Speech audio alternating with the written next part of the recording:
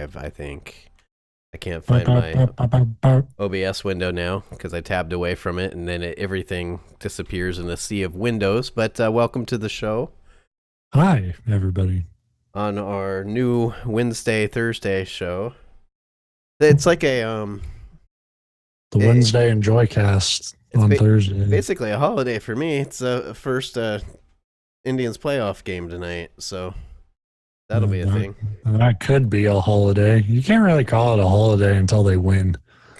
And then, like, if they fuck up, then it's just another case of like your sports team And like that's what shitting the bed. sucks so bad about sports. I mean, given that run that they had there and coming into September, and the fact that they only lost like 3 games in the whole month between like I think 4 total losses between August and September, and it's like okay, they should be on cruise.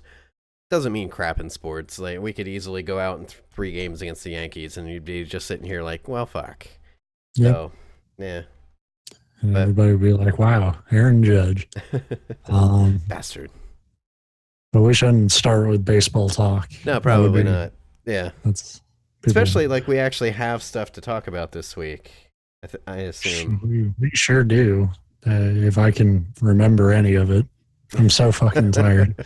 I'm really on fumes today. So Today was forgive one of me. those days for me at work. I know you move around. I sit at a desk, and I've just been so exhausted all week. Part of it's been I've been sick since Friday because that's when you work Monday through Friday. The best day to come down with something is a fucking It's Friday afternoon. Friday. Yeah, exactly. And especially since I rarely get sick, but that means when I do, it's like, oh, now I feel like I'm dead.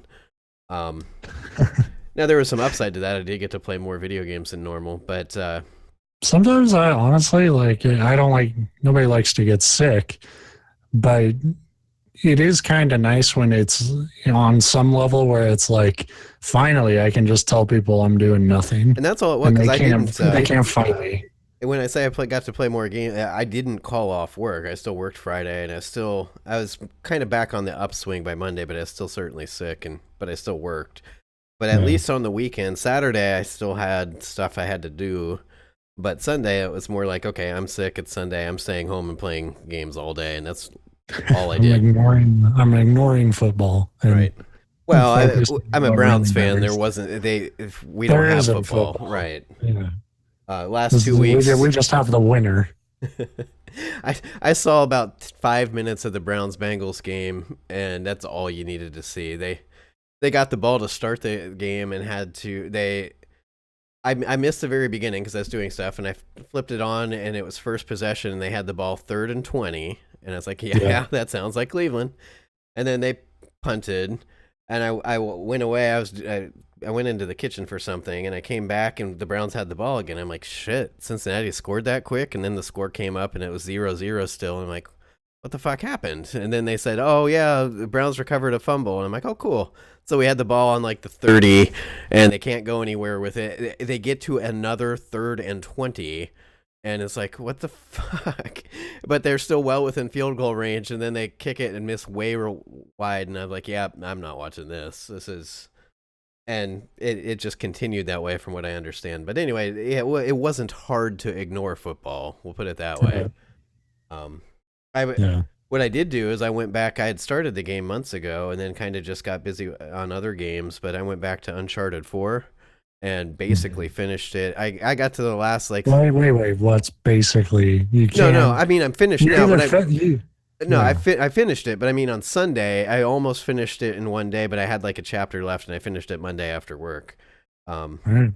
And I was gonna say like you can't just like not play a linear game and then just say I basically finished it. No, I mean, well, if you wanted to get like that into it, you could be like, I didn't find all the treasures, and I'd say it's not platinumed, but I got through the story. No. If you really, all that is required is credits. Right, But and I got there, and it was cool.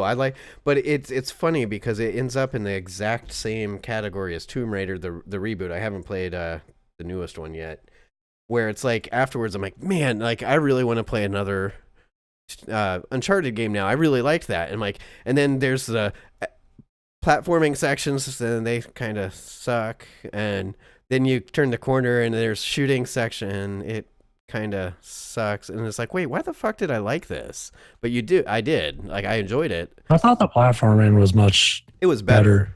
Like the implementation of just like the like grappling hook and stuff, like because the platforming, I agree, is generally not that great, but it's kind of just a vehicle to like those like holy shit jumps that the game like has just like paced out for you. Yeah, where shit's falling apart and you need to like do that cinematic leap out a window or some shit. Which is the best. That's that game at its best when it's Indiana Jones, the video game, basically. Yeah, when it spectacles the hell out, that's when it's at its best. And granted, I like the grappling hook because it led to a lot of those cool moments. And you couldn't do just 100% of that because that wouldn't work. You can't. It's like anything in a movie or whatever. You can't have 100% like climax and nothing in between. But the shooting I could do without. I did say on Twitter, I said I honestly think these games would be better if the shooting segments, instead of being those like I think Andrew called it, I think it's a term I'm sure people use, kill boxes, basically, where it's like you enter a plaza and then there's a few waves of enemies and you kill them all and then you keep going. Like, rather than that feels so video, like we have to put this in because we're a AAA video game. There has to be shooting. Instead of that, I kind of wish those segments were almost like the set piece quick time event, like so you could set up these cool like fight moves and stuff instead of just like I'm first person cover shooting. You could have some really cool moves in there, and it does do a little bit of that with the melee system, and I like that. So what you're saying is you want a simple mode. Yes, is what I'm hearing. But I wanted to cut out chapters 3, 7, 8, and the end, because if you're playing simple mode, you don't deserve the whole story. Right. But anyway, long story short, I liked it. I thought the shooting, and we've talked about it many times on the show when I played the other games. Like, I'm not a huge Uncharted fan to begin with. I did think the shooting was better here than it was in any of the other games, but it still didn't play as well as I thought The Last of Us did. Like The Last of Us just felt a lot more natural to me for some reason, and I was hoping that would translate a little bit more with Uncharted 4, and it kind of did, but it's still kind of ties into what you're saying about the platforming, where it's like it's a little clunky, like in a way where it's like, because it's so cinematically animated, it feels like the game has to sort of compensate for that, so your inputs aren't as tight and precise as you want them to be, which also ties into what we were hinting at just a moment ago. A game that I think completely goes the other way and nails it. We've both been playing Cuphead. Yes. And I think that game is amazing. Like, really, I think it's really, really good. All right. All right. You know what I mean? No, I like it. All right, we'll meet somewhere. It's funny because my thought on that, and I think it's probably the most succinct I've been on any video game ever, is you can tell how much I like this game by the fact that I'm constantly swearing at it and flipping off. Like, I'll physically give the middle finger to my screen about once every minute and a half. Like, but yeah, I've also played it for 7 hours. So yeah, and that's a game that like we've talked it up many times on this show, just how cool we thought it looked, how neat of an idea we thought it was. But there was always kind of like this doubt in my head of like, is it going to be more than just a pretty looking? Like, I mean, because it looks beautiful, but how can that play? Because I've played a lot of pretty games over the recent years, and they all seem to have sort of issues of like tightness or something like that. Like, you're always paying a price, it feels like, for how good your game looks. And this is one of the few times where it's like, this game plays as good as it looks. Like, every jump is right on the money. Like, it's really responsive in a way that game needs to be, because it's so demanding. Like, if there was any sort of like controller issues where it's like, it's a little more like it has to do these little frames of animation, so you always have to bank on that. Like, if there was any of that stuff and your jumps and your dashes weren't just completely in sync with your presses, then that game would fall apart. especially by the end. I beat it last night, and I can tell you, like, some of those final fights are so fucking intense. You would never ever beat it if there was a delay. Intense. I think like they're even like the earliest of the early one. Really quickly, you know you're not screwing around. I will say you though, know nothing though. I do feel like the parry mechanic could be it. Maybe it's just I suck at it, but I have had a lot of times where I feel like I should have parried and didn't. And I've had a lot of times where I'll get the parry, I'll get the little card that you get for a successful parry, and also get hit. And it's like, I had that problem in the beginning, and it's really just like it's a timing thing. You're doing it too late. It's really generous about when it'll give you a parry. So like you should always try to be too early. Like it's better to like fuck up because you were too early than too late, because you'll take that hit. It's like some of those later fights though are so fucking crazy, and then I go back and replay like one of the early ones, and it's like, wow, this game really did. We talked about it a ton with like Dark Souls. Like it really does train you. Yeah. In like all its systems and stuff. Well, one thing I should say about the controls though is the default layout is a fucking mess, and don't ever use it. That's what I'm using. Because they want to use dash on Y. Don't use dash on Y. Use dash on a trigger, because that's fucking like terrible. Triggers are responsive enough for a dash, so since they're analog instead of. I'm using a PS4 controller, and it's way like it's fine. And it should be fine since it was designed with like 360 controllers in mind. I don't mind the Y for dash. It's the you will. Yeah. Like there are times where you need to be shooting and dashing and all that shit, and you can't. Your thumb can't be in three places at once. I get so mad at myself because part of the difficulty is like you'll spend an hour on one boss, and there's a specific tactic to that, and then I get to the next boss and I'm still kind of approaching it the same way as the last one, and I'll almost forget like there's not that many different buttons, but you do need to know all of them and know what their uses are. Like even the stand still, the right bumper button so you can aim the 8 directions without actually moving in 8 directions.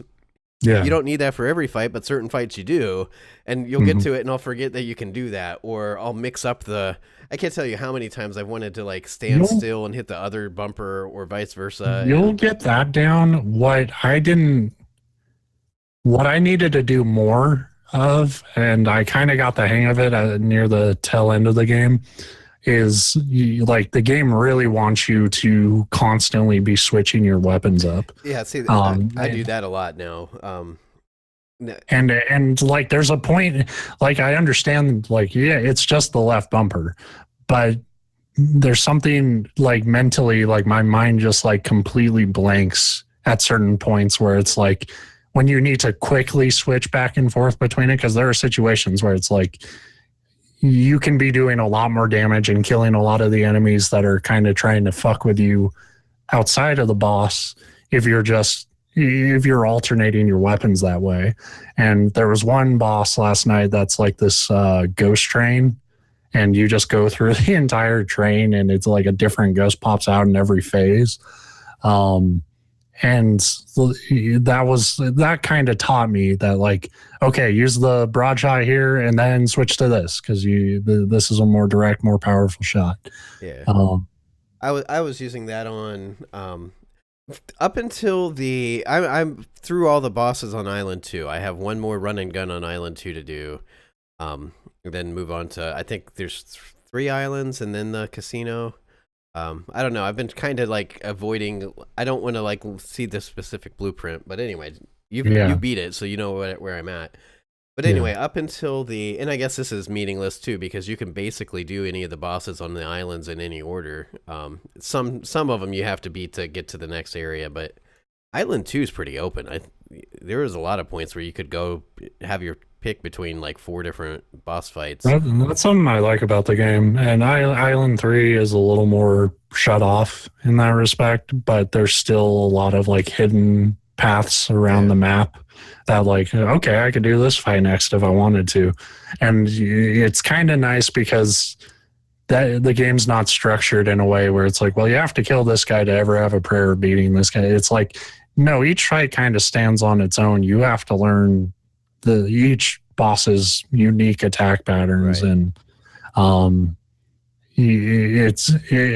kind of enjoy that because it means you're not locked down to having to do, well, like it is kind of Mario World-esque in appearance, but it's not like do this level to do this level and then you'll unlock a choice of 2 levels. It's like, no, you can pretty much do it however you want. There's only a few fights that it's going to be like, no, you have to do the rest of this island to get to that.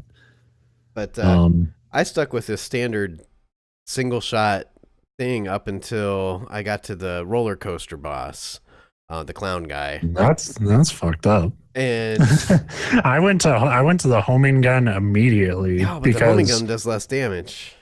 Yeah, but there's a lot of fights in that game where it's especially good while on your first few attempts to just kind of learn and dodge and like see where your openings actually are. And then as I got more comfortable with the game and more confident, I went to like, I usually kept the spread shot for most fights. And then I went to the charge shot, which is surprisingly really good. I was surprised how effective it is because it can make fucking mincemeat out of a lot of forms. Yeah. Well, I went to, for that fight, I unlocked the spread shot, and then I would stick like with the starting shot for a lot of it. And then when those what was getting me is those dog balloons, that phase, they come in at angles that you only have, they can come from any angle, but you have 8-way aiming. And a lot of times they would be places where you can't fucking hit them and so the spread shot helps with that. And the homing would too. But the other thing spread shot is better there just because like the homing shot won't kill them in time. Right. But the other thing that's cool with the spread shot is then if I used it, I relied on it pretty heavily on the dragon fight because there's phases of that you can get right next to him. And if you're standing right next to something, the spread shot does an amazing amount of damage. But if the farther away you get, the less damage. And it's not a very far thing either. Your bullets don't go across. It's very short range. And if you're only sort of hitting them with one of the shots, then it's not, the advantage is pretty much gone. So that's really cool that it has those tactics in it, and I think it's mostly because I don't love the run and gun stages, so I don't have a ton of coins, and so I hadn't been unlocking a lot of the stuff. I think I have some now. It's been a while because I played that most of the day Friday night. Some of the running gun stages, like the running gun stages, didn't start out that fun to me, and they're not the highlight of the game, but the last one especially I thought was really pretty cool. Like how that one ends. So like they do a good job of like, I mean, you see it in the screenshots of this game, like the amount of work they put into like just every character that's in it. So like, and it's rare that you're seeing repeats. Different too. That's what I love. It's like a whole different theme. I think what it was is because I've really only done the 2, because maybe 3. But the first run and gun is the first thing that you do. And it was super fucking stressful because that's the thing with Cuphead. Part of the difficulty is you have 3 health. You can change that a little bit with unlocks, but 3 health, but there is no health in the stages. You don't ever like, oh, I lost a health. I got a heart. You have to learn and execute every time. And so having to go through a Mario-esque type stage perfectly almost, because anything takes off a health, so it's not like you can get hit and you lose half a health. So you can fuck up exactly 3 times, and that's it. And that was stressful. And then after you fight enough of the bosses, I think the last running gun stage I didn't love it, but at the same time, it was a nice break from a boss stage because there's nothing at stake. It's not a thing that you have to do to advance anyway. You're just doing it because there's no way I'm going to pass content up, right? You get the coins.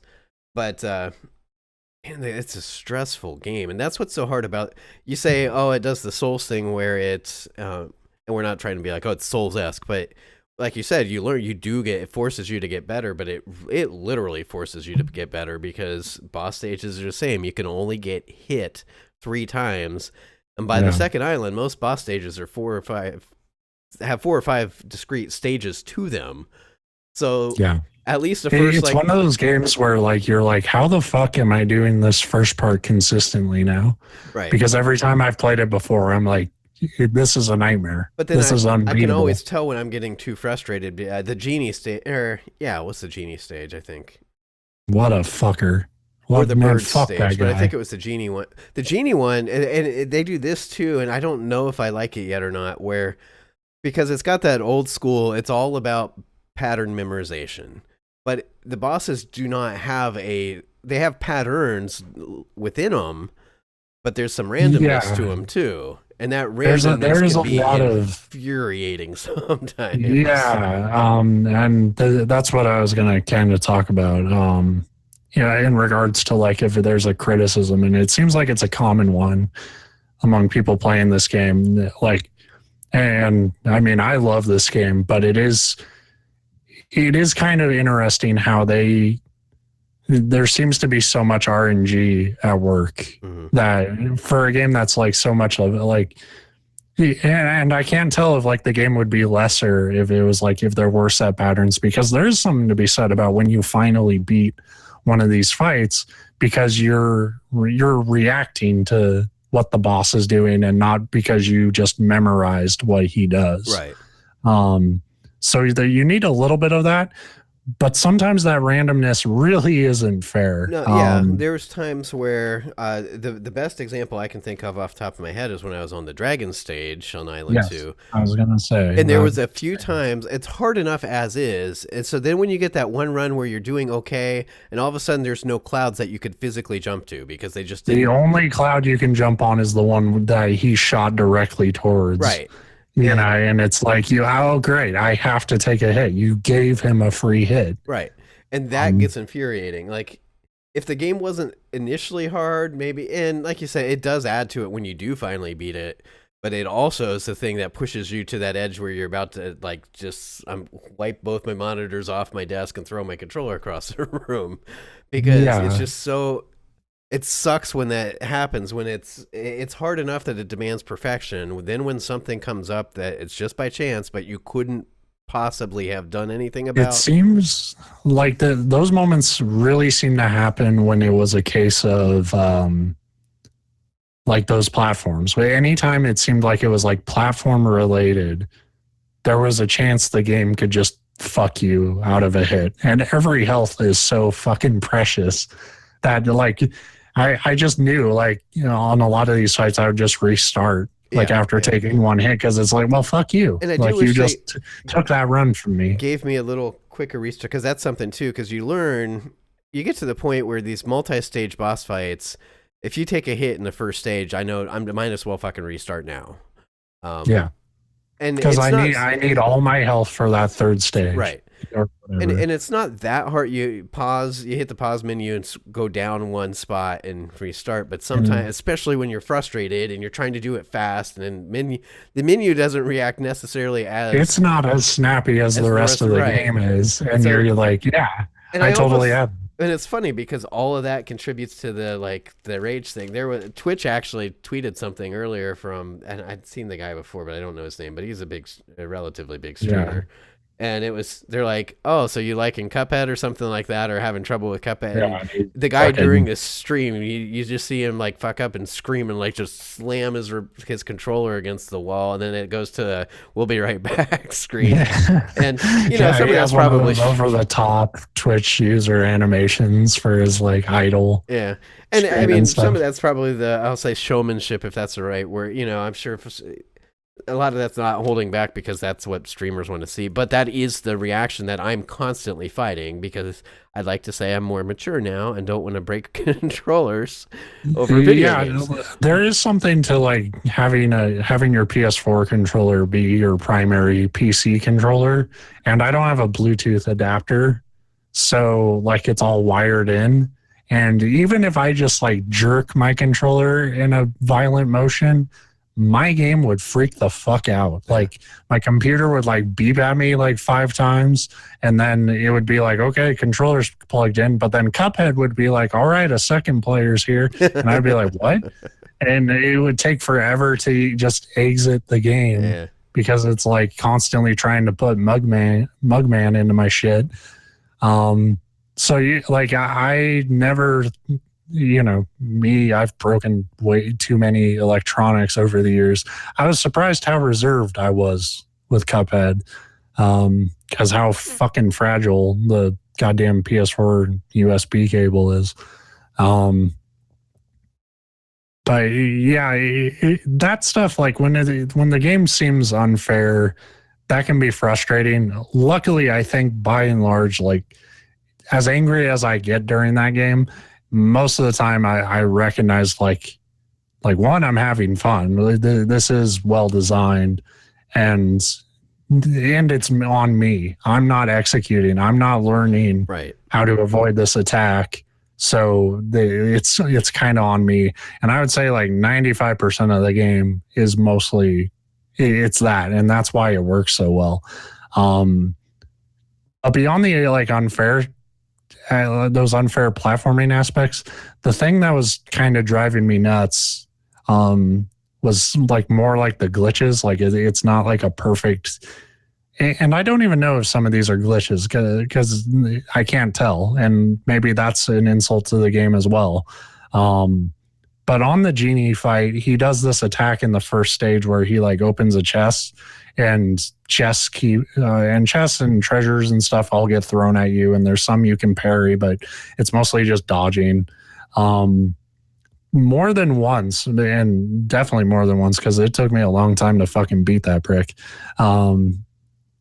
I would get through that phase, but he would start the attack and then go to his next phase, and then like there wasn't a chest, but fucking treasure was still getting shot at me while I'm trying to go through those pillars in the second phase. Yeah. At least that happened like at least I never had that happen, times. but it might be I never got through. I hated that chest attack with the treasure because there's so much shit being thrown out that. Yeah, I hate that attack. And then the cat one, like I would have a couple times in this. It's probably how it was designed, but like the first few times that happened, I had no problems with the one where it opens and then the cat, and they're almost like Russian nesting doll cats, and you end up with a couple like homing cats.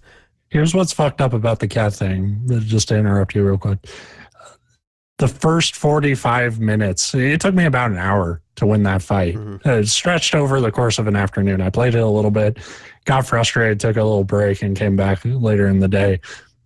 But the first attempt, he didn't do that attack until my very last attempt on that first try, like in the early afternoon. And you're like, what the fuck is this? Yeah, and I'm like, are you fucking kidding? A new attack I have to learn? And I was so fucking mad. That's why I needed a break. No, the first couple times he did it to me, a treasure chest would appear and one cat would come out and it would home around a little bit. Maybe a second one would start and then the first one would go away. And then all of a sudden, like after about a half hour of fighting this guy, they would do the cat attack and there would be like 4 chests at the same time with like a total of 16 homing cats coming after you. And I'm like, how? Yeah. Basically, I had to keep retrying until I got, because it was like the treasure and the cat one was hard to avoid. The sword one was super easy to avoid. And then I think there was a fourth one maybe, and I can't remember what it was. Maybe it's just those 3. I'm sure there's probably something. I'm sure there's a magical fourth one that we didn't even experience.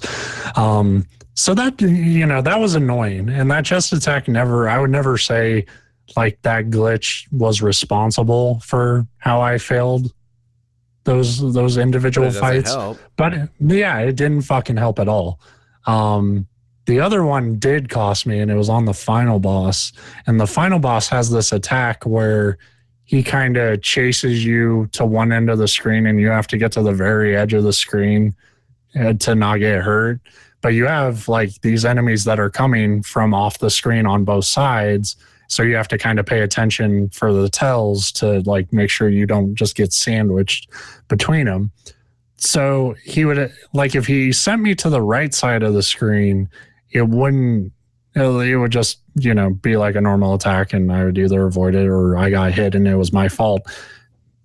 If he sent me to the left, and this happens on a few other fights, and I'm not, of all the things I adore about this game's presentation, I really don't like when there's shit in the foreground blocking my view.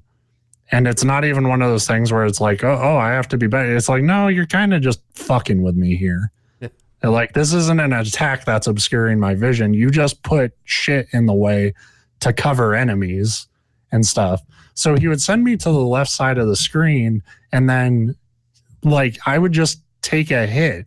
Like, I would keep shooting for the enemies that would come off screen. I would make sure I was far enough away from him that when he, pulled back, nothing could hit me. And I don't know what the fuck. He got a free hit every time because there was just something blocking my view on the left side of the screen. So I couldn't have a clear glimpse of, like, is there something to this attack where I can't be on the ground or what? So I don't know if it was like a glitch or there is part of that attack I had to avoid, because it didn't happen every time. So I don't know, like, what was causing that extra hit.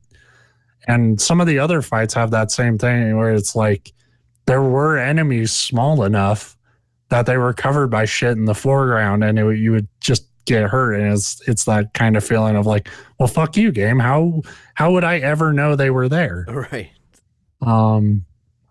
So, and that's one of those things, like, and once again, it kind of ties into, how much of this game, do I want to reward memorization, and how much more satisfying is it to have to react, to shit that's happening in the moment. Yeah.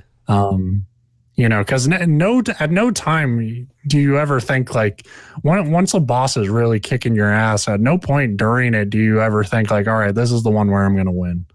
Because like, most of the time you're just expecting something to kind of go wrong, and then when you win, it's like, yeah, I did it. I would revise that. Say there's always times where I think this is the one I'm going to win, and those are the ones where the dragon one's the one so far I think that I've spent the most time on. That took me at least 2 hours, and a lot of that is like, at first you can barely get through the first stage, and that was pretty easy. Then the second stage, where his tongue's out and the little fuckers are jumping up at you from the bottom, and I thought you could only hit the dragon in the head. It took me an embarrassing amount of runs to realize that you can hit it anywhere along the neck, and that helps. But then it's That's like, well, I can, one where, like, homing is really helpful. But then it's like, well, I can get to that stage consistently. Well, now I can get past that stage, and then it's only a 3-stage. The little, like, progress thing marks it as a 4-stage fight, but I think they're talking about in the first stage, there's a point where you can do enough damage, and then he always does a double fireball attack, and I think and that's not really a different phase. It's just a different attack that you have to know to watch for. But anyway, like, there's one thing that's just nagging at me, though, is like, because the game is so fucking vicious, I don't trust that progress bar. No. Like, I kind of wish there was, like, a real health bar to, like...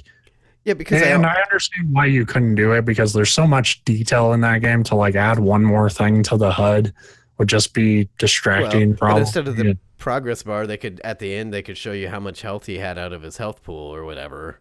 Because there were so many times when I don't know that the progress bar is any different. There's so many times where I would die, and then your little Cuphead man would be like, right on the line. Goal. Yeah, and you're like, so are you telling me if I hit him one more fucking time, I would have won? Because that doesn't make me feel better. But anyway, I'd get to the point. I never really got that second stage in the dragon fight down to a science, but I did get a lot better at it. But it was one of those, like you said, it's like, if I can get through this and have at least 2 hits, but hopefully all 3 of my health, then I have a shot. Because the last stage in that fight's not that difficult either, but there's a lot going on in it, and you always have to. It does that thing that you were talking about, where because it's randomized platforms, but the boss is always also shooting at you. You have to at least have a health for one of those situations where he shoots at the one platform that you can jump to. Yeah. So anytime I got to the last stage and only had 1 health, I'm like, well, I'm fucked probably. You know, I don't just give up, but I wasn't real hopeful. But Yeah, if you make it to the last stage or near the last stage, you have to see how it goes. I did have a couple of fights that were pretty goddamn heroic where I pulled it out. But anyway, so I started to finally, after a long time on this boss, get to the point where, you know, the first time I got to the last stage and I had 3 health, I'm like, fuck yeah, I've got a real shot this time. Immediately get hit by an orange orb and then fall off a cloud, and within a split second, you're down to 1 health. It's like, fuck. God damn it. There was one fucking fight where, like, I was amazed, like, one attack took off, like, 4 health. Like, I had the perk that gives you an extra hit, and, like, one attack took off 4 health. And I was like, fucking great. How do I even beat this? Because if I get hit there and I'm that fucked, then it's like, maybe this is the completely wrong game for me. Turns out it's actually the perfect game for someone like me who's just a fucking glutton for punishment. Yeah. But the only other part I can really think of at this point that would do the like real unfair was that roller coaster boss. There was a couple times where like the horseshoes would be coming down at the same time that the cart would be coming out, and then he would be hovering right there, and there was like just nowhere physically. But some of that's on me too, because afterwards you look back and be like, that was so cheap, and it's like, well, I have the perk that where you go invisible and also invulnerable on the dash. It's like, wait, could I have fucking It's also kind of one of those situations where it's like, you know, if your positioning was a little more conservative, you probably would have been able to avoid that. And that's another element of it is like, you know, there are points where I do think the game kind of just fucks you and you have to take a hit just because of how shit's distributed. But there's also plenty of times where I kind of have to look back and recognize, like, you know, the only reason I was fucked there was because I was going for it. And the game was, you know, kind of training me to like not be so pushy about getting through a phase. You are, bitch. Yeah, it's like, well, you're not fucking winning your first try. What did you think would happen? What's your favorite? Well, okay, well, I don't really. But then the ones you've played? Yeah. So where are you? Island 3 like, you just started? I haven't done any of Island 3, but I've completed Island 2. Okay. Let me see. I liked the clown level a lot.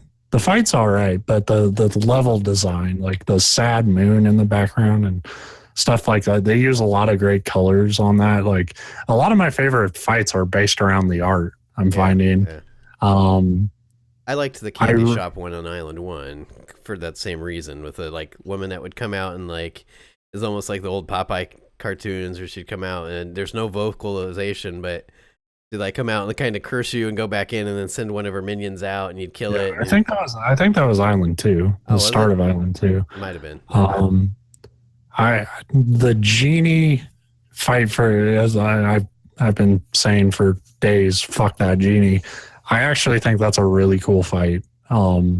Like how, like once again, like the presentation of it, where you're just sort of flying in this circle over the desert, is really like on that like old timey film.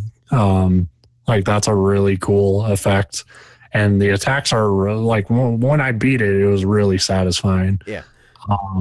Well, and it's one of those. The hardest part for me in the genie fight was the randomization in the first phase, and then the other phases were really just learning the phase, like those fucking UFOs, where you're like, okay, these UFOs are, or no, the UFOs were in the. I think that was the genie fight, where you're like, oh, they're up there, they're easy to avoid. No. The second they get above you, they're like death beam. The UFO is the Hildeberg fight. Oh. Yes. Well, it's just that the pyramids in the final phase do the same thing, basically. You just have to watch for them because it's like, oh, these are flying around way out here. They're in my periphery. I don't really have to pay attention to it. They're a lot harder because like the UFOs give you half a screen of wiggle room. Right. The pyramids are fucked up because you have to stay kind of within them. And you have to like dodge them. And dodge their beams. It's a really fucked up fight for how early they throw it at you. What helps though is that last phase he doesn't have a ton of health, so you don't have to do it for that long. Or it might have been that I learned he doesn't have a lot of health, but man, fuck him. What a like I don't have a lot of health by then either. So it was when I finally learned how to dodge the second to last phase where that hat's flying around and or whatever it is, I forget now, and you have to watch out for the spinning orbs that go out and then pack in and then whatever. Yeah. I was using all my ultimates there to get burned through that part of the fight because I hated it, and then I realized, well, once you figure out how to position yourself, they're actually pretty easy to avoid. And then that saved my ultimate for the final phase, which is that I forget what they call it, your super special move or whatever. They use like fighting game terminology, and it's hard for me to remember because I don't really play many fighting games. So it's like super EX or some shit. But the first one that you get, the attack one, where it's like just a huge like beam of like you turn and just like it does a ton of damage. I never felt like it did. So I went to the second one as quickly as I could, where it just makes you invulnerable for a while. The third one, which you haven't gotten yet if you haven't done the third island, but the third one is a real kind of like pro and con motherfucker of an ability, because we were talking about how like kind of multitasking with the buttons is kind of tricky, and you kind of have to train your brain to like, okay, I have to do this and this while also doing this. And even though the game's only like a couple button presses at a time, it's like you're juggling all these sort of abilities and mechanics to not die. And like this has you doing all the shit you would normally do, but you also have to control the fucking ability. And it's not one of those things where it's like, oh, we mapped it to the right and analyze. Like, no, it moves with you, so it limits you. But if you can control it, it does a fuck ton of damage. And trying to use that on the final boss probably got me killed more times than like it actually helped. Yeah. Oh, that's what using the first ultimate that you get in the second island and a lot of those fights, it's kind of a pro and con thing, which I like. It doesn't make it an easy button, like, oh, you saved up and now you've got this in the bag. But it would do stuff like, especially on the dragon fight with the moving cloud platforms, when you do your ultimate, you jump up in the air, but you stay still, but the scene keeps moving. You keep getting shot at, the platforms move away from you, and the second your attack's done, there's no like invulnerability period after it. You're invulnerable during it, but the second it's done, it's like there's so many times when I'd be using it on the second phase of the dragon, and as I'm like doing it, one of those firefox would jump towards me, and I'd know, well, I'm getting hit here because I can't move. It's going to hit me before I have control back. And so, I mean, you still have to be strategic about using your ults and stuff too. It is not a game to play casually unless you do simple mode, apparently, which I know you have thoughts on. Filthy cash. I kind of tweeted all I had to say about it yesterday, but it seemed like this kind of the game offers a simple mode on all the fights except the final world. And the final worlds consists of like 2 fights, but you have to play those on the regular mode. There's no easy version of them. And it's not a case of like the game, like to its defense, because I did kind of shit on it yesterday when I was talking about this, but the game doesn't start and say, hey, do you want to play simple or regular? You can do each fight, and it asks before you start each fight, like, do you want to play the simple or normal mode? So it's not like, if you start simple mode, you'll play all the way through it, and then it's like, oh, I can't play the game anymore. Or I would have to start all the way from the beginning or whatever. But people are upset, and it's kind of become a million different conversations, it seems like, about how like some people are saying, well, this is about accessibility, and it's like, okay, well, that's one thing. And then there are other people who are saying like, well, it's hard. And like, I like the look of this game. It's really charming, but I can't play it because it's so hard. Yeah, but that's like saying I like the look of a NASCAR, but I can't drive it because I don't have that skill. I mean, because I don't have a license. It's like, yeah, and I kind of, the way I kind of described it is like, the way they have it structured is kind of shitty, where it's like, and it's one of the things I went after sort of the counter argument on, which is like, you can't say this is about artistic vision, because if it was part of their vision, they wouldn't have incorporated a simple mode to begin with. So they offered the mode. You shouldn't really punish your players for taking advantage of an option you gave them by cutting. And I don't mean like you have to give them everything, and there should be no sense of reward for trying a game on a harder difficulty, but people playing on a mode you offer should be able to see the game and get to the credits. I wondered if it was they really had that much trouble balancing the last two stages to make them simple, and we're like, well. Having played them last night after I did my rant, by the way, I would say that's very possible. I don't know how the fuck you really make those easier. Right.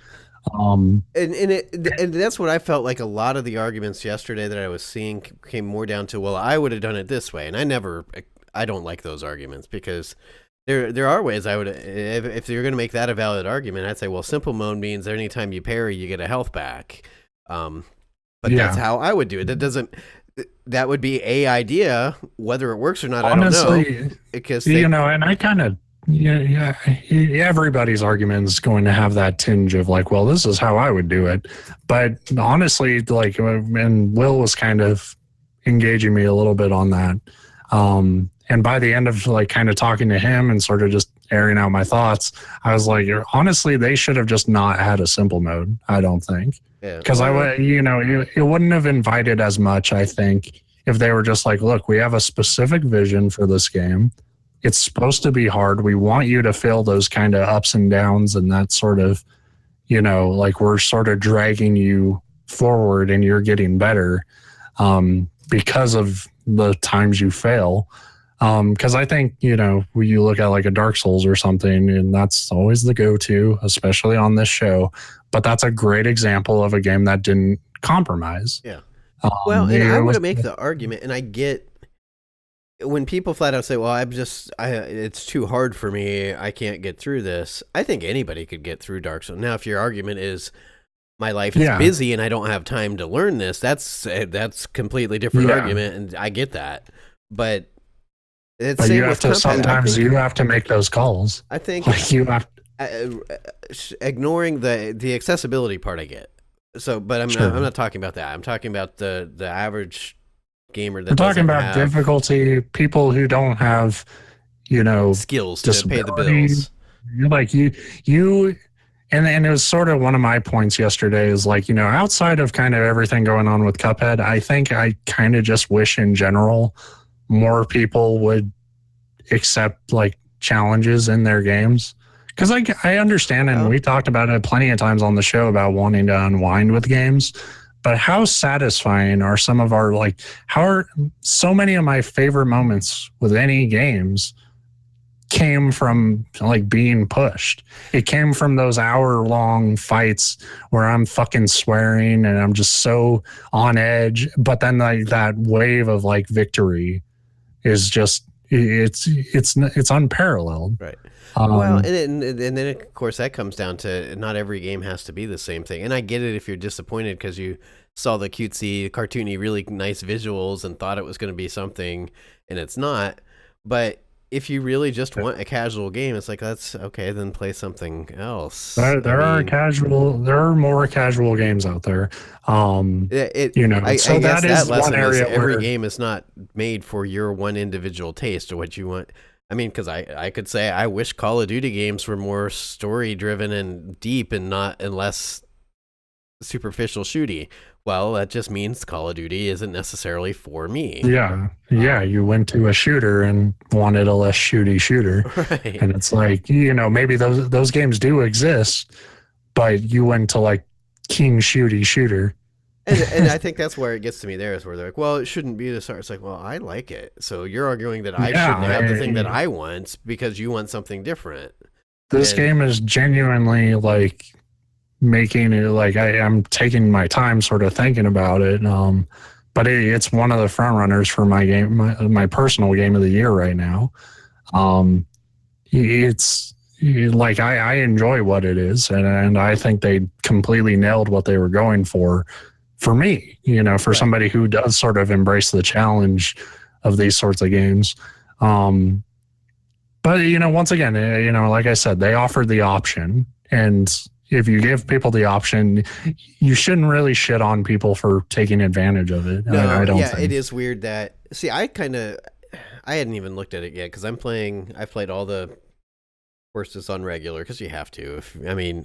I'm on the show with you. There was no way I could face you today if I had been like, yeah, I'm getting through it. I'm on simple mode. That would have been fine. What would have bugged me is if like you were like complaining about how hard it was while playing on simple. So when I saw the arguments initially yesterday, I didn't know. I was like, is there like a whole different mode? Like, because I didn't remember when I first started my playthrough, like if it was like, do you want to play regular or something? So it is weird that it's because you can't play the game without seeing that every single stage you go into, like you said, it gives you the option right then and there. Do you want to play regular or simple? Or I didn't know it said simple, like, because I was playing regular, so I wasn't even paying that close attention to it. I thought it was just easy or regular or whatever, or however they word it. But it is weird that they would give you that on every stage up until the last two, and then be like, nope. I totally understand that point. And the weird thing about that would be, as hard as those last stages sound, at least the last one's one you talked about, as hard as that sounds, how would you have any fucking hope of beating that if you've gone through the entire game doing simple mode? And I don't know if like they keep that area shut off until you go back and beat the other fights on regular. Like I kind of, I mentioned, like, if I'm a developer, I understand like the idea of like, you want to take people at maybe a lower skill bar and raise them up, so you're kind of dangling a carrot of like, hey, if you want to see these fights, you gotta take that next step and, try some of these fights on regular. But I think there's like kind of better ways to do that. Yeah. Because what I'm hearing from people, how I'm kind of viewing it, is that simple mode isn't training them to be better at Cuphead. And that's disappointing. Because that should be the goal of a simple mode, is eventually you would want something would motivate you beyond just the fact like, well, the game won't let me play it, because then there's no reason to play simple mode. Ironically, though, it's kind of the opposite of last week. We were lauding Assassin's Creed for adding the educational mode, which is just that. It's like, well, if you want to see the game without playing it, well, that's the funny thing too, because they were saying about that. And they're like, oh, sometimes I want to see this stuff without like it being hard and having to go through the fights. And it's like, it made me think about it. There's a lot of streamers, Black. Just saying. Well, yeah, and that's kind of what I was going to say about the last two fights in Cuphead. If you want to play simple mode, you really don't want to get. You're like, well, I can't see that. It's like, you can watch them. I get it's not the same thing, but it's Well, it's not the same thing, but neither is simple mode. No, right. And that's the thing. I'm kind of, because simple mode doesn't just cut you off from those fights; it cuts out entire phases of boss fights. And so it's like that was what I kind of split off from, like the kind of argument going on right now, and more towards like just in general, like, you're kind of depriving yourself. Like a lot of people are. Once again, if this is about accessibility, that's a totally different topic than what we're saying. Right. We're talking about people who are capable of doing this. And more people are capable of beating Cuphead than they probably think they are. I'll say the same thing as, I know I haven't beat it yet, but I'm 2/3 of the way through, more or less. I know there's whatever, but anyway, it's the same thing I said about Souls. If I can do it, anybody can do it. Because you watch me. I'm not like I'm video game pro. Well, I'll take that back. Tara, it would my wife. Would have to devote a lot of time to beating it because she doesn't play video games. You know, that's like saying, "Oh, I should be able to hand the controller to my 8-year-old niece, and she'll be able to." But eventually, if that's something you really wanted to do, she could.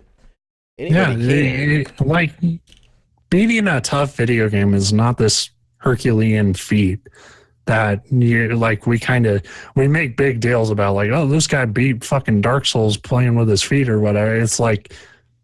And like stuff like that, you know, it is impressive kind of in our bubble, but it's like if you throw yourself at something long enough, yeah, you know, you'll get it. Because this isn't something like an Olympic, right? Where you need some physical record or something. Again, short of some kind of physical or physiological ailment or situation, the average person, you don't have any advantage over me. You know, it's not something physically you need to have. My thumbs don't move faster than most people, and I hear a lot of people complain. They're like, "Well, my reaction time." Well, reaction time is something that can be trained. You might not have the reactions, but you can get the reaction time might suck because you don't ever push yourself. And then like that, I'm not saying that to be like an elitist, like you don't even lift, guys. Like it's true. Like you have to play games that are a little more demanding if you want to be able to beat demanding video games. Now, I mean, I know the scientist part of me, people, not really, but I could see people chiming in and say, well, your reaction, you know, your physical reflexes are capped and they do get worse as you age. But we're talking milliseconds here, and for most... We're not talking about, like, ninjas here. We're talking about playing a video game. Right. And there are some games that are so fucking absurdly difficult that, reaction time, like, I have them. Like, I've played games where it's like, all right, I can't do that. Yeah. I know I can't do that. And that's then my if you're limit. talking head-to-head, certainly, you know, you may have an advantage over me, or some people may have advantages over other people because of that stuff. But when you're talking PvE single-player Cuphead game, physically anybody can, like I said, barring other circumstances, you can beat the game. But again, it is a valid argument that I didn't want to have to devote 100 hours to this platformer. I didn't realize it was going to be that. I get that. But then your argument's just, this isn't what I wanted. And it's like, okay, play. Fair enough. But I would say there is some, like, I think people are just a little too dismissive of the value in a game like that, where it's like, I don't want to sink all this time into it. It's some of the best time you can sink into it because it's so fun. For a niche, like for a group of people, gamers, I mean, in general, that play something like Overwatch and spend hours upon hours bitching about how you need to get good at Mercy, and then it's like, Cuphead's hard. Like, well, okay. I guess I get that that's unfair because you're not necessarily talking about the same people across, but it is funny. Usually you're not. In online, Overwatch are more like the get good. Yeah. And that's a whole nother kind of annoying, difficulty is an interesting subject. And when people are just like, you suck, is like, that's not. The reality is most of us suck at tough games until we win. Well, like that's the way you know that you didn't suck anymore. At least you fucking beat a fight. Ranks of Overwatch that I played when I was still playing that, anecdotally, 9 out of 10 people that bitch about how somebody needs to get good. And I'm not saying this from a personal, because sometimes it was me. Sometimes it was a teammate that somebody would be like, oh, you fucking suck. You need to get better. And I always tried to stick up for the teammate. 9 times out of 10, the person doing that bitching is the one that's causing the problem. They're the one that actually sucks anyway, but whatever. Sure. But that was Overwatch. Yeah. Or Counter-Strike. A whole fucking evil world of online shooters. Yeah. But outside of that, it's really kind of, it bums me out that like there are people who are coming away with like kind of negative feelings towards what to me is such a fucking amazing game, where they like the fact that it plays as well as it does to match like its presentation is just like the soundtrack is phenomenal. Like when you go into the shop and that fucking horrible, like screechy pig. What do you want? He's like, what's up? It's like, holy shit. But it's exactly like a old Popeye cartoon. Yeah, I mean, I love so much about that game. And and that's part of me where it's like, the first thing I said when I was like tweeting about this was like, I want everyone to play this game because I think it's that fucking good. I realize not everyone will. I realize that people will start it and be like, this isn't what I wanted, but that sucks because I think the game is exactly what I wanted it to be and more.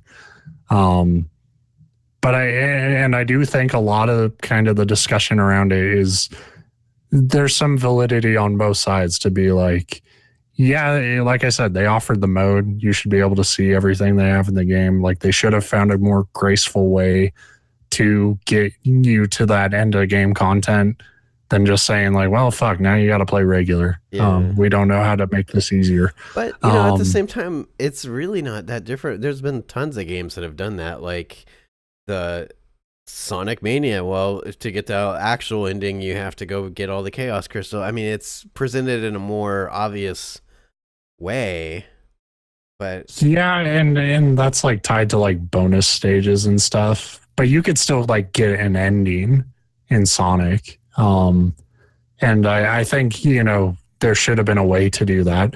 Like, because there's 2 stages in that final world. So if it just ended with like, if you got some sort of ending, a bad ending or whatever, I think that would nip a lot of that in the bud if you like just did that first fight on that last area. But once again, that fight's also really fucked up. And if you've been playing on simple mode, unless they really dumbed it down, I don't know how you would be prepared to do that fight. Because that was another one that probably took me longer than the final boss fight. Because it's this fucked up like gauntlet match that's like they don't reuse bosses for it, but there's like fucking 9 different goddamn fights you could like experience in that thing. And they're not like, they're more mini boss-esque, but it's fucked up and really hard. And also one of my favorite moments in the game, but you haven't gotten there, so I won't spoil it until you beat it.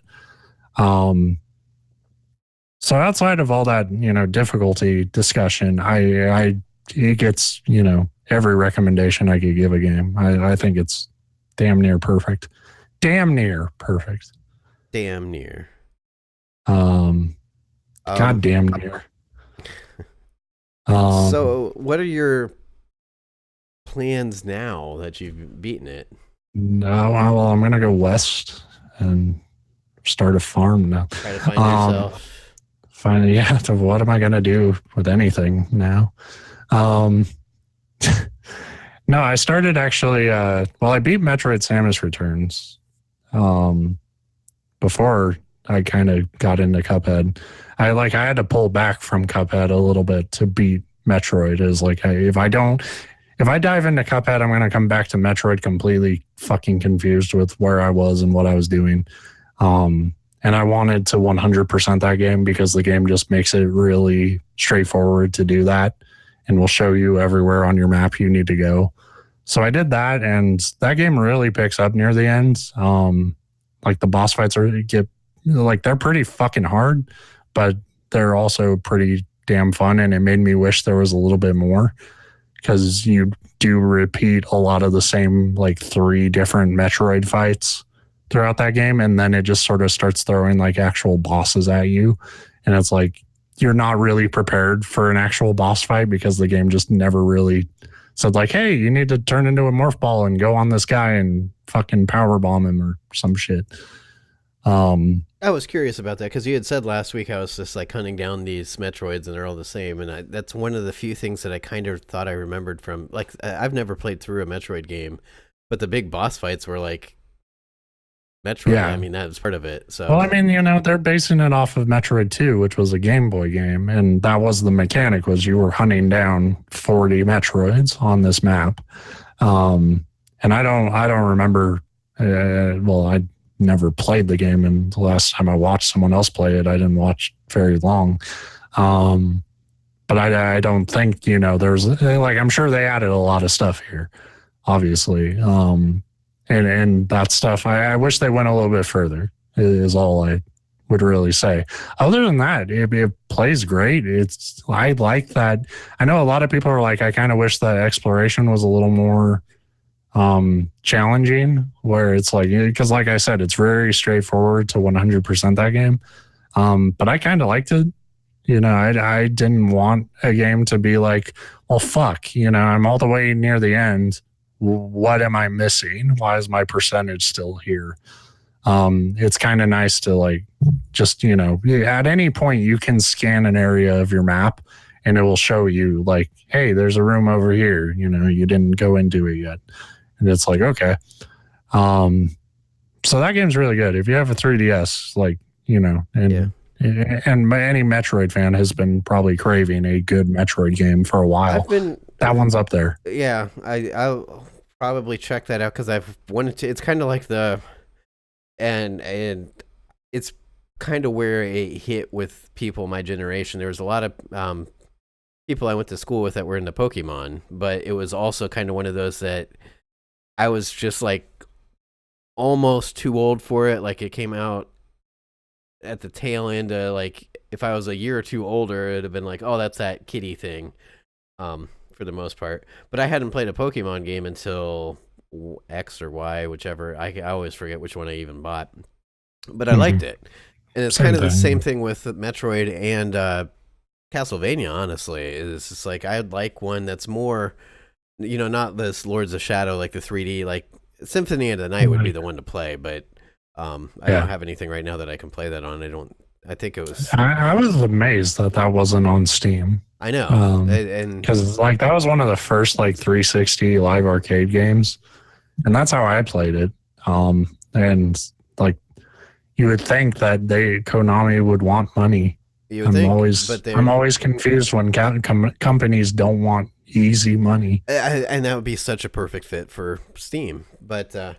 So yeah, Castlevania, like more of a traditional Castlevania game, I'd be looking for, and Metroid, and this sounds like that would be a great way to play.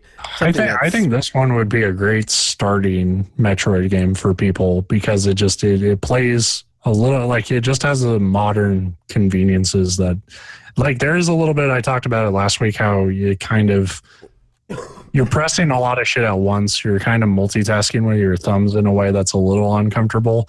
But there's a lot of stuff that's just like, this makes it so much easier than it did on like the Super Nintendo or something. Because I do know that the Virtual Console on the 3DS, I feel like call it that on that. I don't use my 3DS enough to know, but you can get Super Metroid on 3DS. Yeah.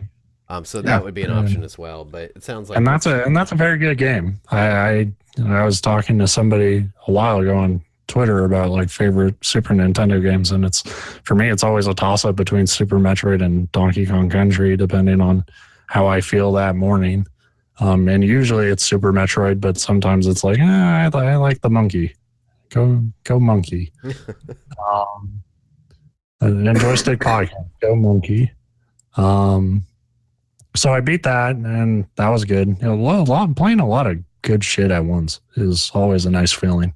And then I started Dragon Quest VIII. Oh yeah. And I just barely started that game. It was one of those things where it's like I was so tired, but it's like I should start it. I'm not really feeling like playing Cuphead right now, but I want to play something, and I don't want that game to just sit on my shelf and never get touched. So I started that up, and I've always heard that game was really hard. And I thought, like, well, it's a JRPG. Everything's a puzzle, right? How could it be that tough? First hour, it wants, like, I feel like I have to grind. I'm not even, like, I just went into, like, the first room of, like, the first kind of, like, intro dungeon, and I fought, like, 2 things, and they almost killed me. And there's a thing in front of, like, the next room, like there's a guy who's like, hey, you better make sure you're high enough level to fight that thing. And I'm like, okay, well, I'm not. And I fucking ran away. and just ran off into the fields and just started fighting smaller enemies. And, yeah, it's kind of one of those games where it's like, I don't know how I'll feel about it, but I do have kind of a commitment to see how it goes. Like, I don't, it might be one of those things where it's like, this is too fucking much work to actually beat. But I remember when that game came out on PS2, and I always regretted not picking it up and trying it. So, it was kind of a point of emphasis this year when I found out they were releasing it for the 3DS to be like, okay, I'm going to play it now. Yeah. And it seems, JRPG as fuck. The fucking the barbarian sidekick guy who goes govna and all that shit. And like, it seems like a fantasy JRPG, like the prototypical fantasy JRPG.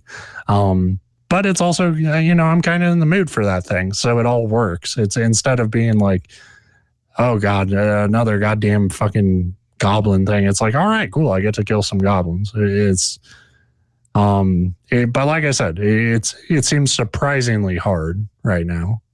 See, that's what I had talked about earlier this year, maybe late last year. I was playing Dragon Quest VII, and it's good. I mean, it's, like you said, RPG is anything, or JRPG is anything. It's good, but they're so long. I just get tired of them way before I'm at the end of them. Yeah. But 8 would be interesting because I actually own 8 for PlayStation 2, and it's made me want to, but I never really played it at the time because the PlayStation 2 era, I wasn't playing a whole lot of games.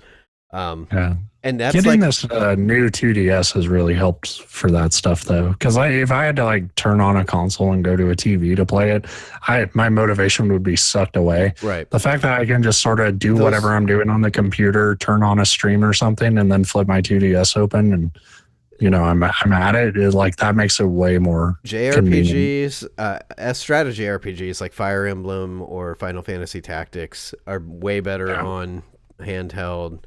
Absolutely.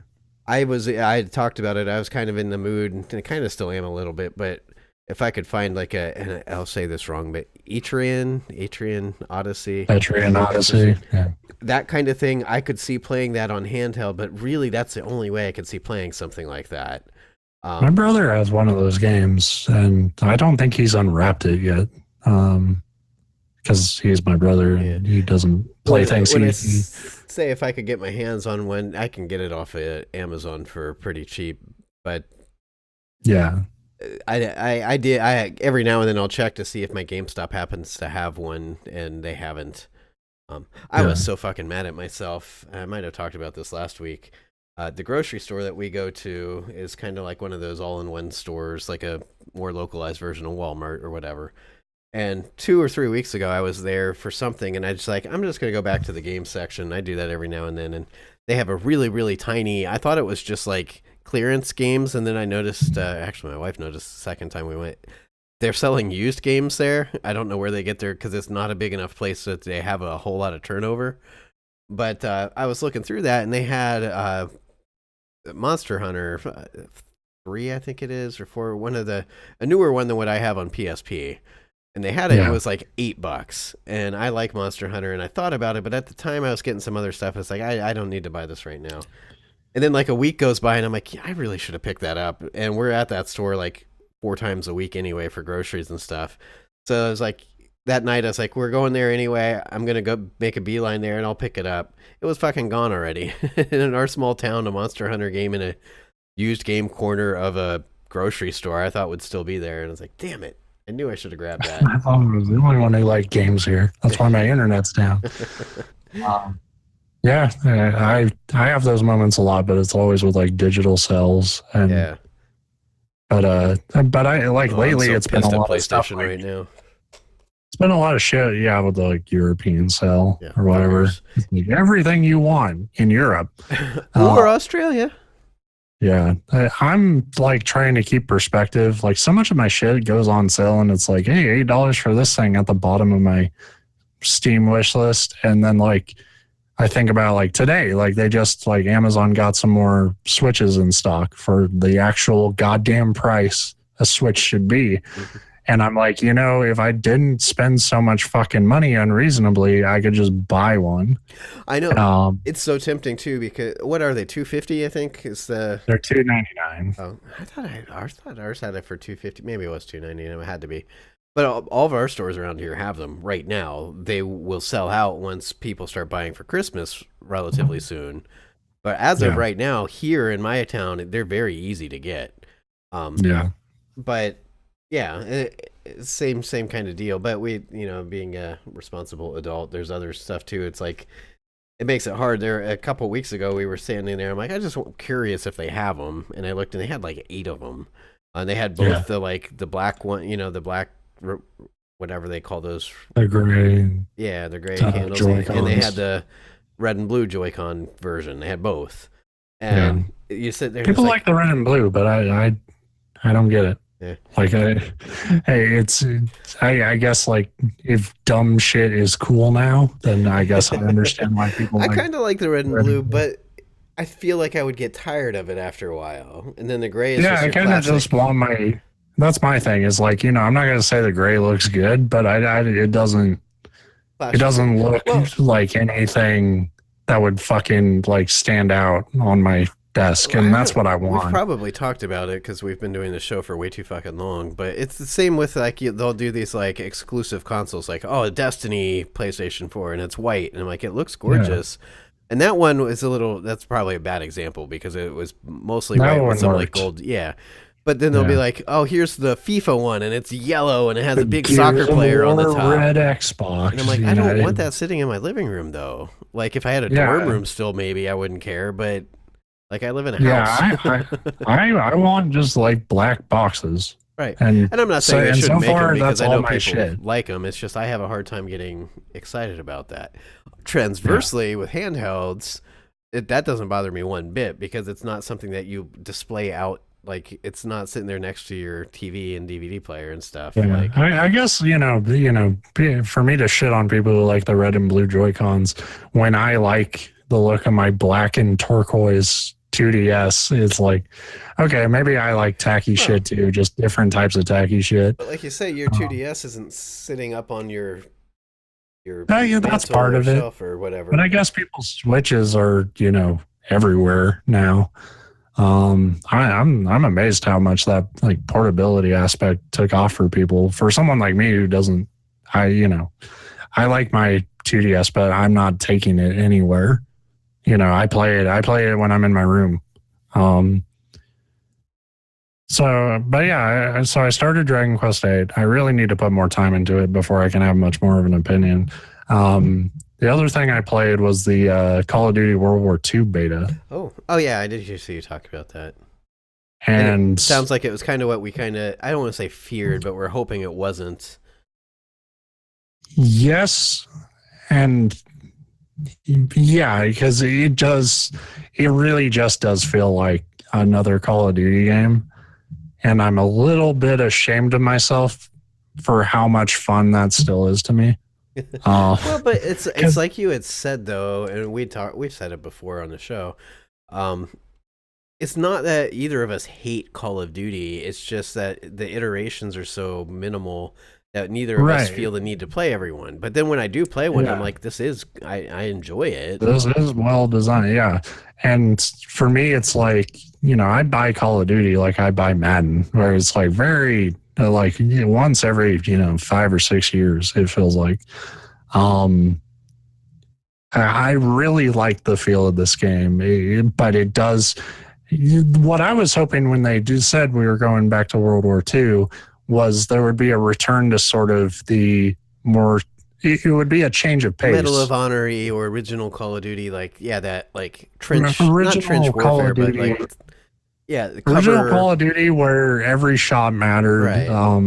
The single shot rifles reigned over like the inaccuracy of most like SMGs and stuff, and that just doesn't happen. At least not in the demo. I know after like during the beta, they said like, okay, we're seeing now that the machine guns are just a little overpowered. We're nerfing them down a little bit. So maybe that will help. But I was just trying out different guns, and it's like all the guns that I adored in Call of Duty 2, they're not fucking useful in like a run and gun sort of Right. deathmatch, which is what this is. And I will say it felt very weird to play a shooter that is moving that fast as Call of Duty has sort of developed into and not have a slide. Like that's fucked up to me. Like that's wrong. But like I said, they hadn't invented it in World War II. That was the Vietnam era. Yeah, we didn't even think about that.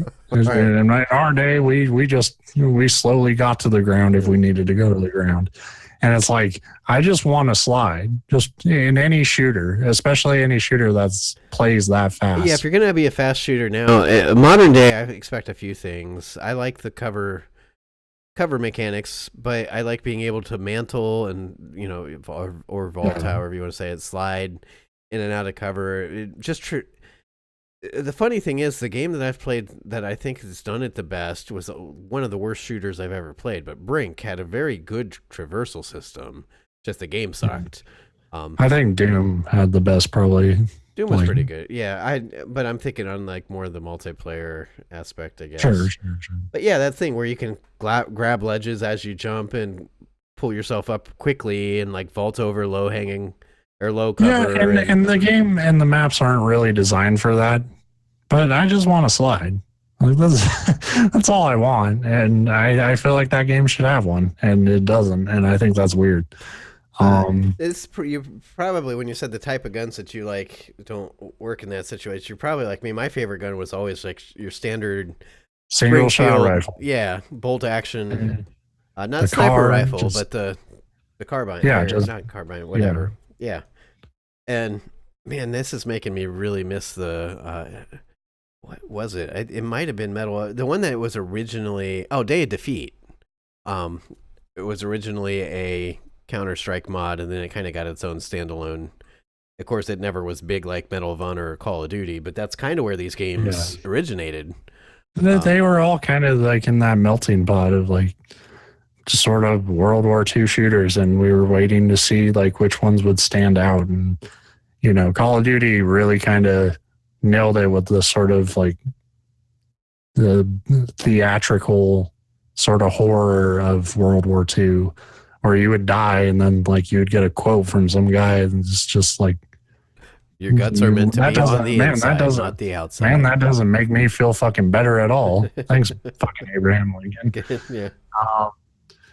But yeah, so it did just kind of, it felt like another Call of Duty game, but I was surprised how much pull there was for me when I realized that. Like, one that played well, like the last Call of Duty beta I played was like Black Ops 3, and I didn't really like the feel of that game very much because they gave you a slide, but they also gave you like jetpacks and stuff, and it didn't feel right. Yeah. For some reason, even though like, then I played Titanfall 2 and I was like, oh, Titanfall 2 is awesome. And it's like, well, they did the same thing, but best jetpack for some reason I ever played was the original Star Siege Tribes way back in the day. That was so much fun. Oh yeah. I never played Tribes. But like, so playing one and just like, it's kind of a comfort zone shooter, I think, for me. And I think part of it is I sort of see, like, I want to play Destiny 2, but I sort of see that as something that I'll play with you. I'll play with my brother. Hopefully he'll join us. He's consistently said he would pick it up when it comes out. So I'm holding him to that. Mostly because I think it would be funny if like my brother, who, he loves Zelda. He loves Metal Gear Solid more than fucking anybody I know. But he still hasn't played 5 yet. That's weird. I bought 5 for him on the PS4, and then I bought it for him on Steam to make it easier for him. It's by far the best Metal Gear game. As somebody that's only played a couple of them. Yeah. It's the best playing Metal Gear game for sure. And I would think there would be stuff in that story that he would be all over, but he doesn't get around to shit. But even me and him are kind of laughing on that level. Me and him are laughing about the idea of like, in a year where like a new Zelda came out, you played Destiny 2 of all things. Like, that's really funny to us. So and then like I still poke away at PUBG. I play around here and there, and like, but that's such a different sort of shooter. Like that's such a stressful survival thing that it's like to have a game like to have a shooter that my brain is familiar enough with that I can just sort of go into autopilot and just like tune out the world a little bit, like throw on a podcast and like, and it sounds shitty to say, but not even have to really work that hard to do well and contribute to the team is like, it's really appealing to me right now. So I'm kind of thinking that regardless of if this is the Call of Duty game I wanted it to be when they announced it, it still might be one worth picking up.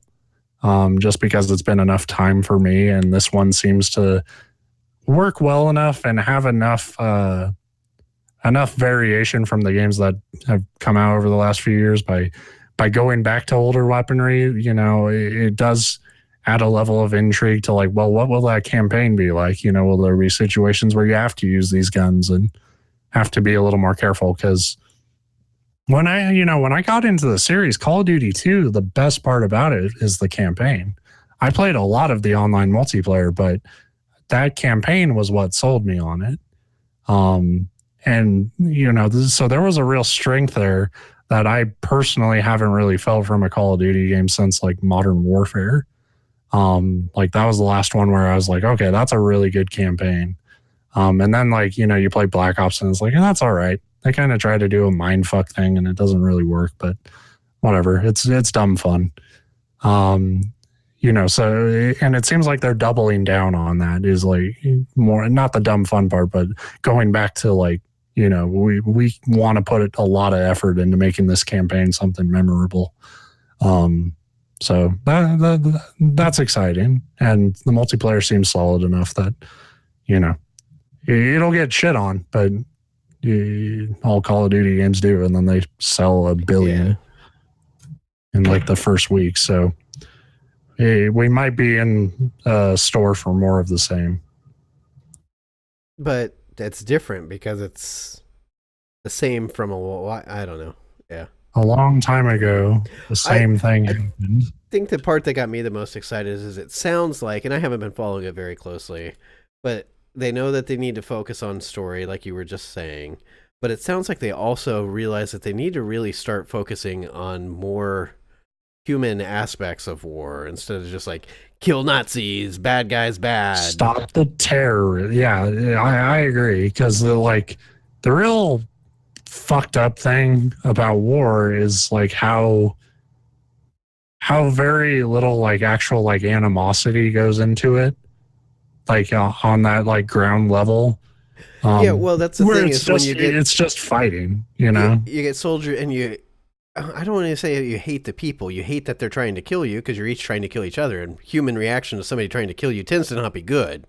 But at the end of the day, they're soldiers doing the job that they have to do just like you are. And you're all people that have families at home and that kind of stuff. And that's been so ignored in every war game.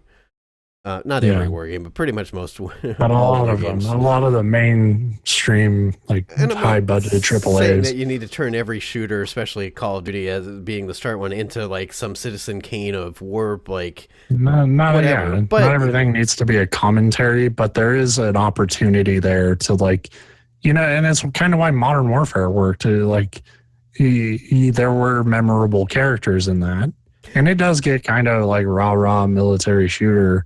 But there were characters you kind of like when they showed up in Modern Warfare 2, you were like, oh shit, it's Price. And I know that this is like the like over the top example of like the real whatever, but like they did start to explore things with like the airport scene from I think that was 2. And that was fucked up. Right, but that's at least that was them like was fucked up. And there's other examples, but that's the one that comes to my mind given that that's the game that I played. And it's like at the time, it's like, well, at least you're starting to push the envelope a little bit of like making you realize like, hey, I'm not, whatever his name is from Wolfenstein, like, and there's nothing wrong with that in that context either, but you're just like, I'm not just this like killing machine war Rambo hero. It's like, there is like, okay, where the fuck do you, like, this is messed up.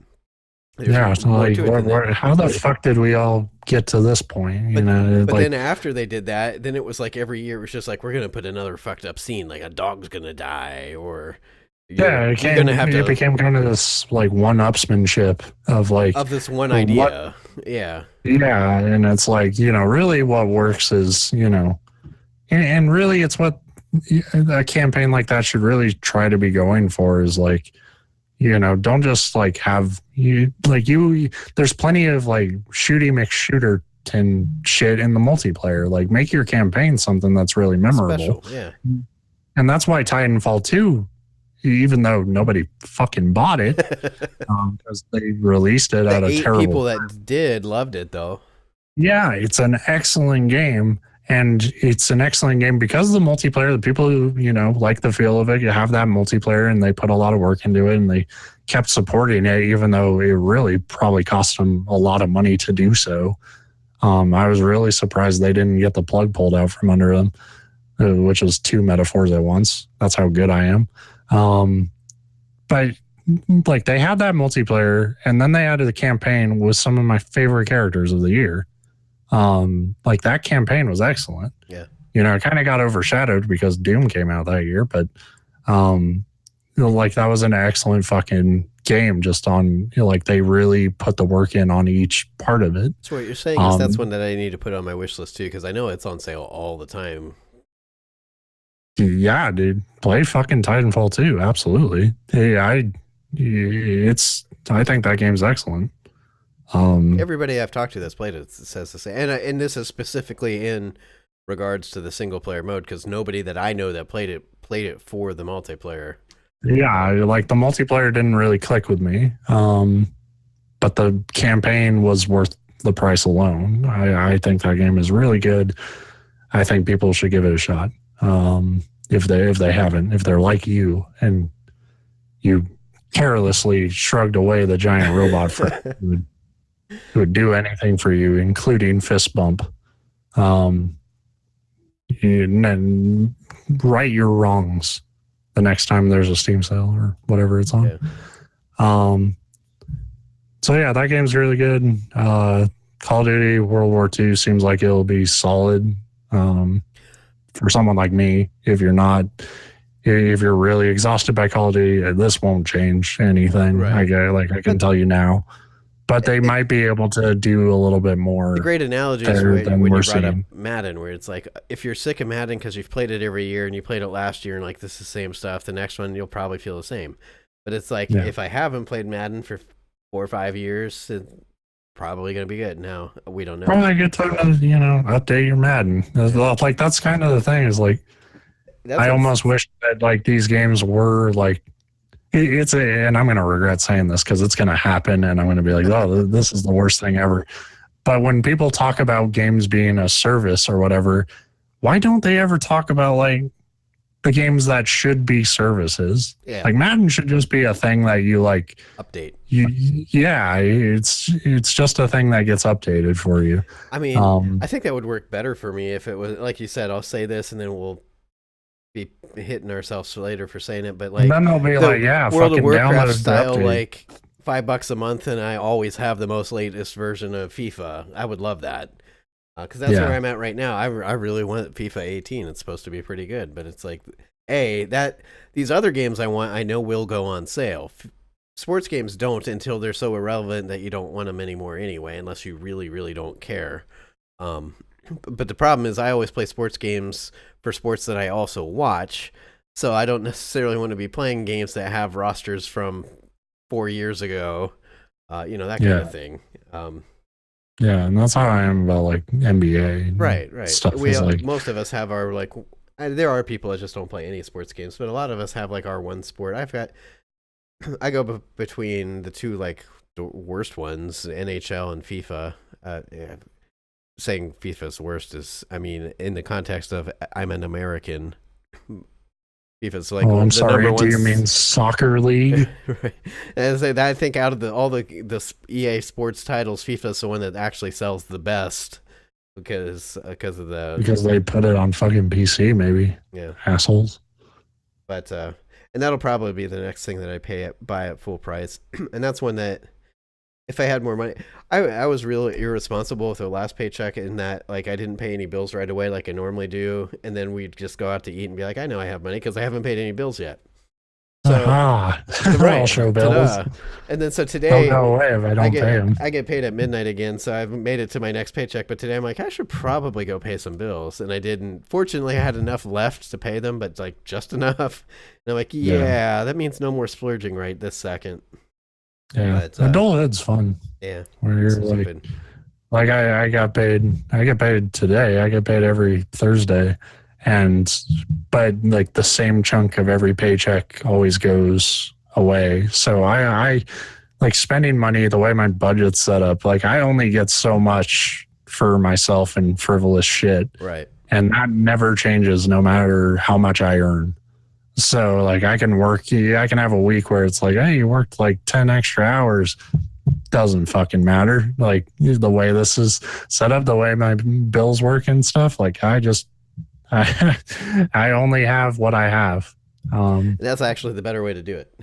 But it is. But it's also like, damn it, I'll never have enough money for a Switch. Yeah. Because there will be a Steam Halloween sale and that will set me back. And it's like, I need to have some fucking discipline. I've been watching that. There's and it's one of those things too. The whole month of September, I've been like, I'm in the mood for horror games, but I'm not going to start until October because that's what you have to do. And then like today I was sitting at work, I'm like, wait, it's October 5th. What the fuck have I been doing? But it's because Cuphead and Uncharted. I have a ton of fucking horror games just in my Steam library. See, if I ever wanted to go that way, I'm well equipped. I've got some I could play. I said something today. I'm considering restarting Alien Isolation because I never got real far in it, and it's a fantastic game. I just didn't get real far in it. I may restart that. I've got a few that I already own. I've got a lot of my wish list. Yeah, you started to hit on this where you say I've been trying to be better about. I'll put shit in my wish list, and when it does go on sale, if I still look at it and say then I'll delete it from my wish list.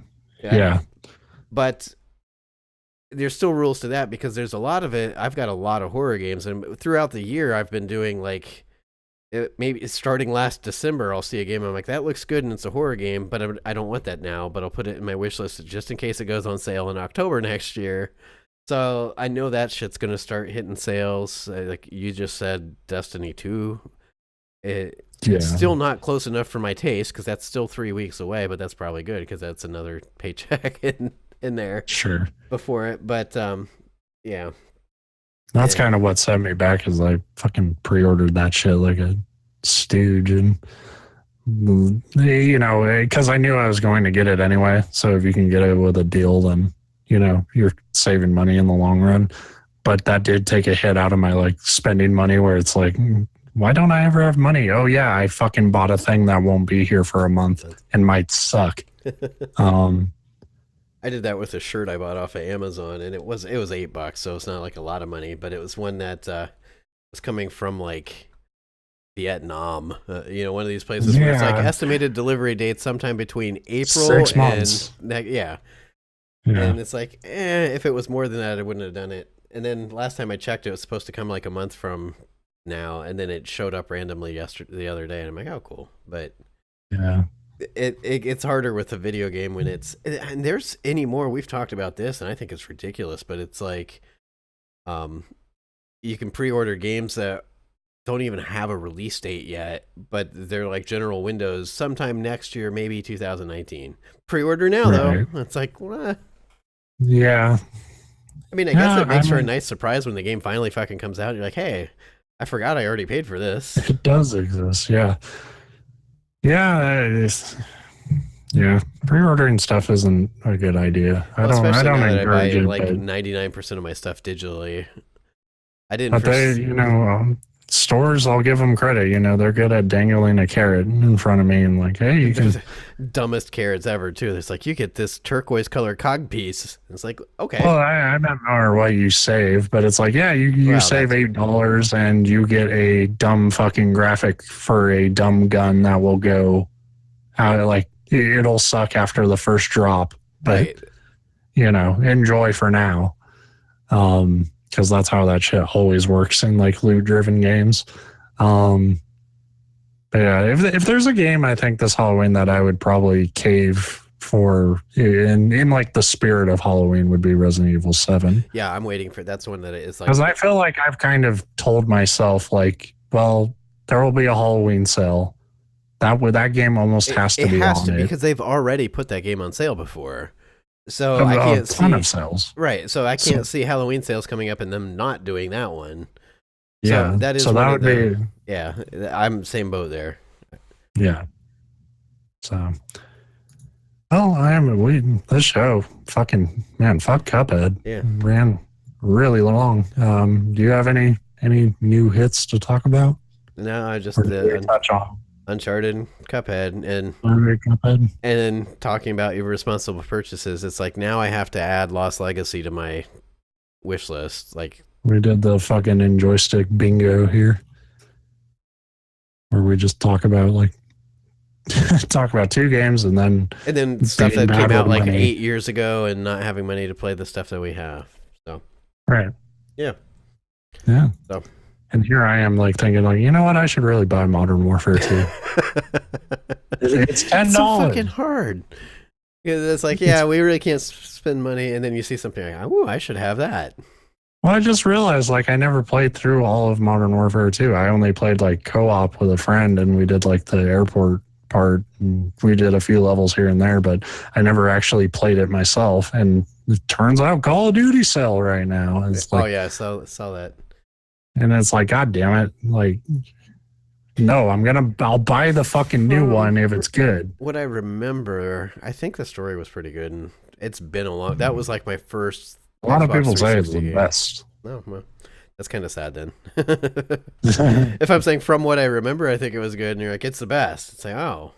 Well, some people suddenly I have zero desire to play through any of the other ones. But no, that's fair. Like I think that is the right response. You know, I liked Black Ops and stuff though, but I did.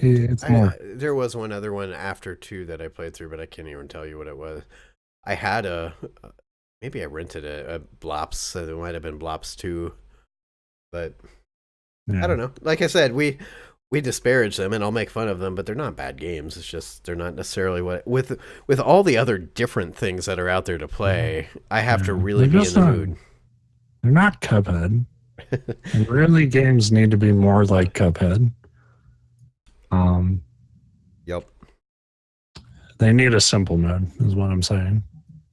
Take that message. That's your moral for the day.